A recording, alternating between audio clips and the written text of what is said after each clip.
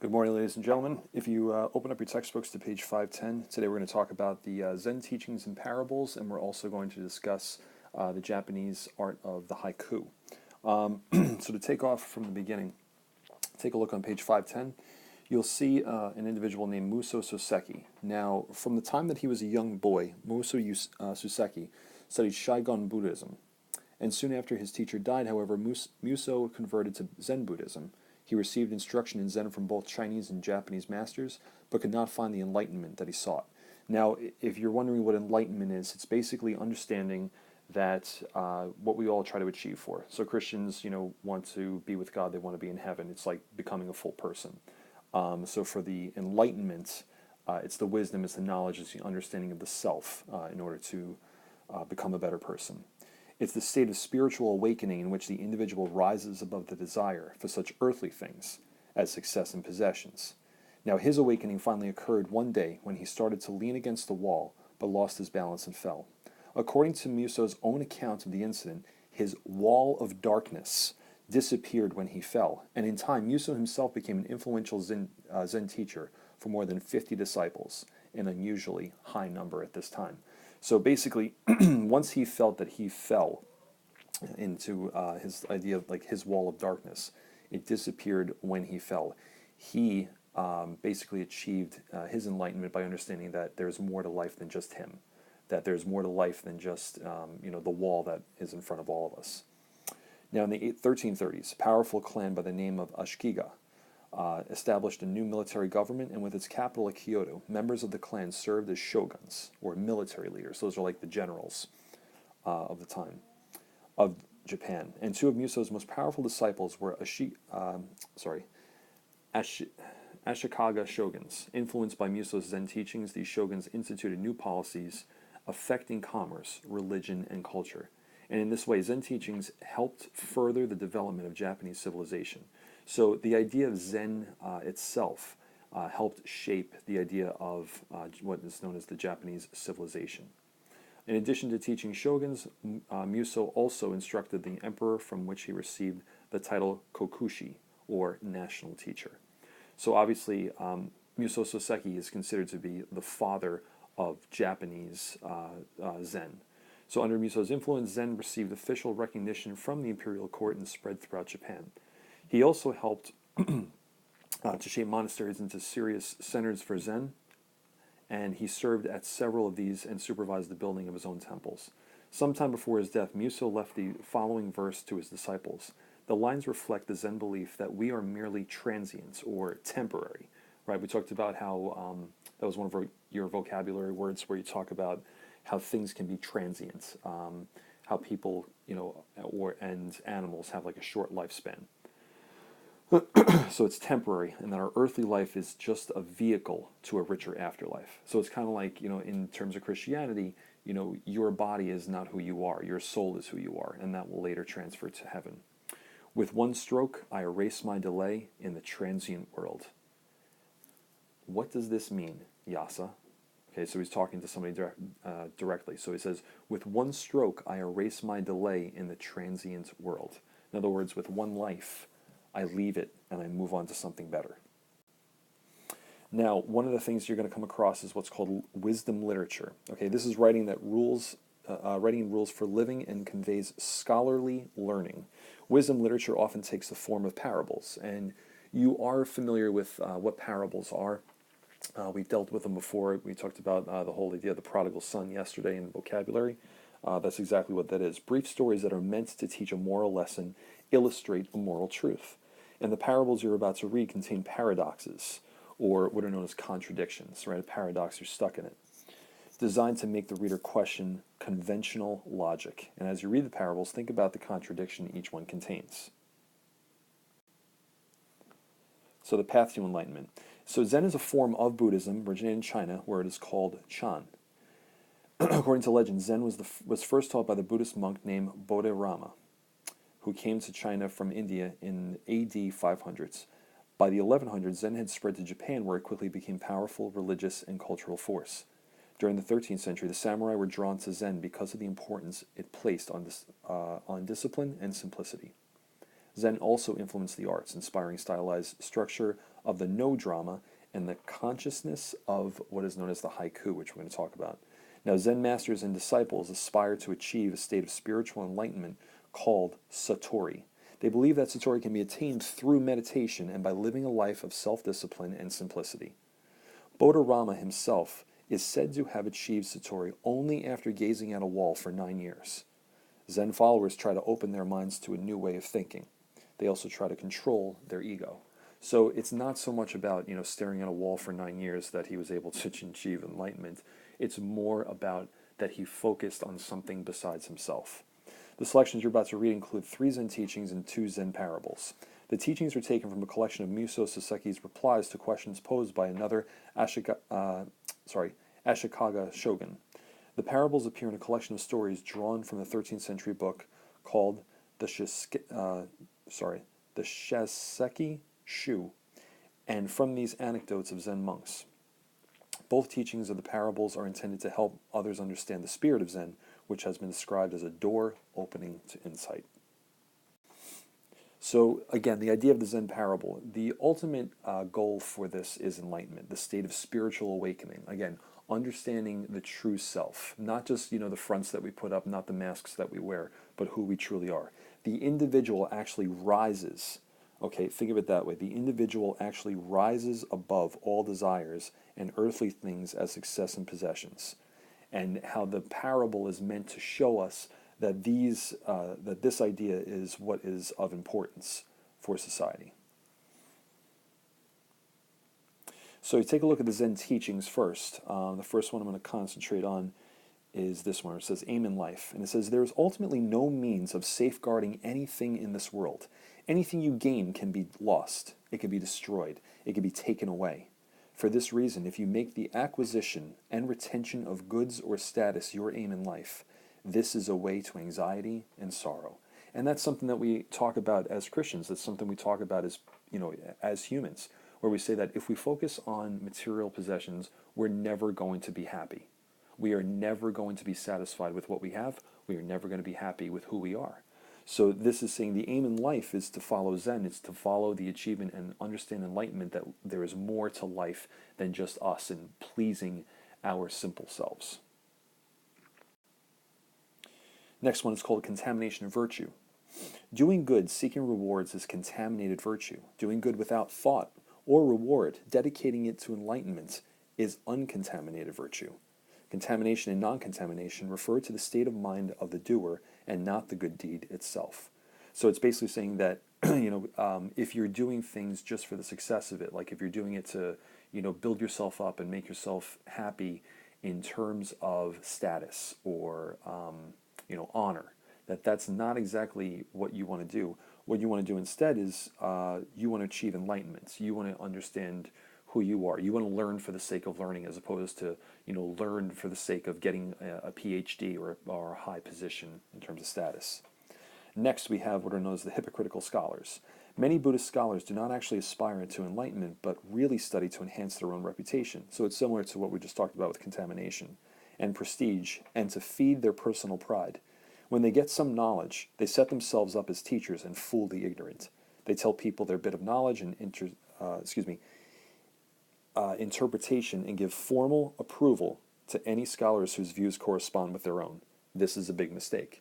And again, it's trying to make yourself seem better than you really are, not being humbled by this, not being humbled by the experience of learning, but rather doing it for status. And anyone who agrees with you, oh, they're okay. But anyone who goes against you, no, we don't do that. Right? So, and again, we deal with that every day. We deal with that in everyday society. Next. Here are the parables. Tetsugen, a devotee of Zen in Japan, decided to publish sutras, which at the time were available only in Chinese. The books were said to be printed with wood blocks in edition of 7,000 copies, a tremendous undertaking. Now, Tetsugen began by traveling and collecting donations for his purpose. A few sympathizers would give him 100 pieces of gold, but most of the time he received only small coins. He thanked each donor with equal gratitude. After 10 years, Tetsugen had enough money to begin his task. It happened that at a time the Yuji River overflowed. Famine followed. Tetsugen took the funds that he had collected for the books and spent them to save others from starvation. Then he began again his work of collecting. Several years after an epidemic had spread over the country, Tetsugen gave away what he had collected again to help his people. And for a third time he started his work. And after 20 years, his wish was fulfilled. The printing blocks which produced the first edition of the sutras can be seen today in the Obaku Monastery in Kyoto. The Japanese tell their children that Tetsugen made 3 sets of sutras, and that the first 2 invisible sets surpass even the last. Okay, so again, representing that, the actions speak louder than words. It wasn't about publishing the sutras, it was living it. And that's exactly what he did. He lived what the idea of the sutras were. Next, right and wrong. There it is. When Benkei held his seclusion weeks of meditation, pupils from many parts of Japan came to attend. During one of these gatherings, a pupil was caught stealing. The matter was reported to Benkei, and with the request that the culprit be expelled. Benkei ignored the case. Later, the pupil was caught in a similar act, and again Benkei disregarded the matter. This angered the other pupils, who drew a petition asking for the dismissal of the thief, stating that otherwise they would leave in a body. And when Benkei read the petition, he called everyone before him. "You are wise, brothers," he told them. "You know what is right and what is not right. You may go somewhere else to study if you wish, but this poor brother does not even know right from wrong. Who will teach him if I do not? I am going to keep him here, even if all the rest of you leave." A torrent of tears cleansed the face of the brother who had stolen, and all desire to steal had vanished. All right, so again, living that idea of enlightenment, living the idea that that Benkei shows. He's saying that you are all free to do whatever you want, but I'm keeping him here because he doesn't know right from wrong. You do. So who will not teach him if I don't? And then just by that show of mercy, it caused the thief, the one brother who was stealing, to reveal himself to be humbled by what was taking place, and he chose not to steal ever again. Okay, so we're going to transfer over to what's known as the Japanese haiku poets. First, we have Matsuo Basho. All right, Basho is considered the greatest master of the haiku. Basho led a contemplative life. All right, he was always thinking about what he could do better, seeking a deeper understanding of the world through his solitary travels, and in the writing of the haiku. And in 1684, he began the first of many journeys that provided inspiration for much of his poetry and travel journals. By the time of his death, Basho had more than 2,000 students. So just by him trying to seek a deeper meaning of life, people were inspired by him and then decided to follow. Next, Yosa Busan.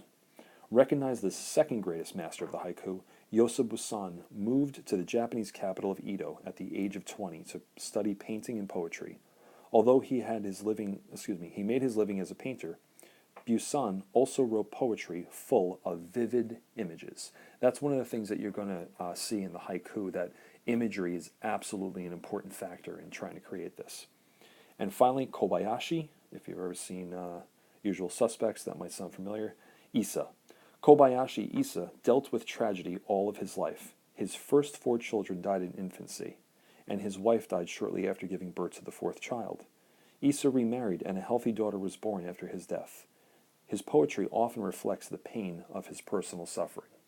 So yes, he did have a bit of a happy ending, but he did go through much suffering, and you'll see that in his poetry.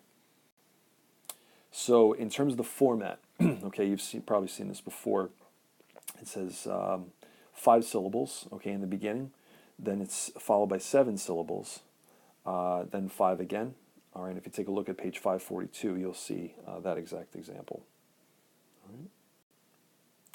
So imagery consists of words and phrases that appeal to the senses of a reader. These words help bring a piece of writing to life by creating vivid images in the reader's mind. A haiku usually contains 2 main images. For example, the poem on page 540 represents an image of dark clouds and one of vast webs of white flakes. Readers must draw a connection between the images to understand the poem's meaning. As you read the haiku, think about the images being compared in each. So this is where we're going to finish up. Okay, so take a look.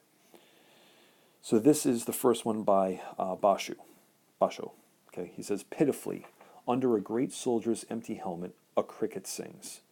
Withered winter grass, waves of warm spring air shimmering just above. After morning snow, onion shoots rise in the garden like little signposts. Again, using nature, really connecting, the simplicity, uh, and is, showing, the beauty of actual nature. Now, if you take a look at Basho's death poem, it's a little bit different. Sick of my journey, only my dreams will wander these desolate moors. So obviously he's very pessimistic in that particular one. Next, you have Yoso Busan. He says, coolness, the sound of the bell as it leaves the bell. White blossoms of the pear, and a woman in the moonlight reading a letter. The old man cutting barley, bent like a sickle. It cried 3 times the deer, then silence.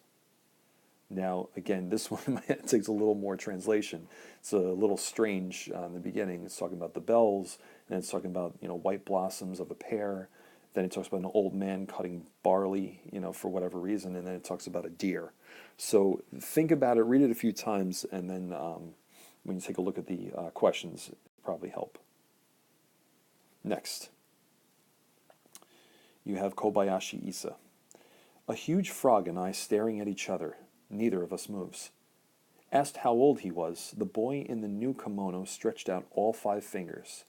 In a dream, my daughter lifts a melon to her soft cheek. The pheasant cries as if it just noticed the mountain. Now again, think about these a little bit further. Like don't try to figure out a theme necessarily, but look at the images. Read the images that are being presented. Think about the imagery, and again, it'll be associated with the actual question. So again, Japanese form of poetry. So Basho is the greatest master of the haiku.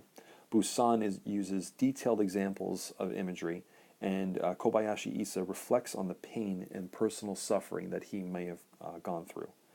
And again, they all use imagery, words or phrases that appeal to the senses. And these are going to be important because it's always going to connect back to the haiku.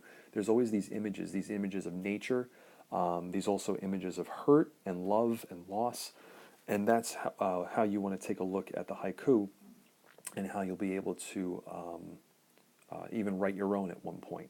It's not as difficult as you may think it is, but if you think of like any kind of natural quality of something or someone, it just kind of flows out, and that's exactly what the haiku is in terms of Japanese literature.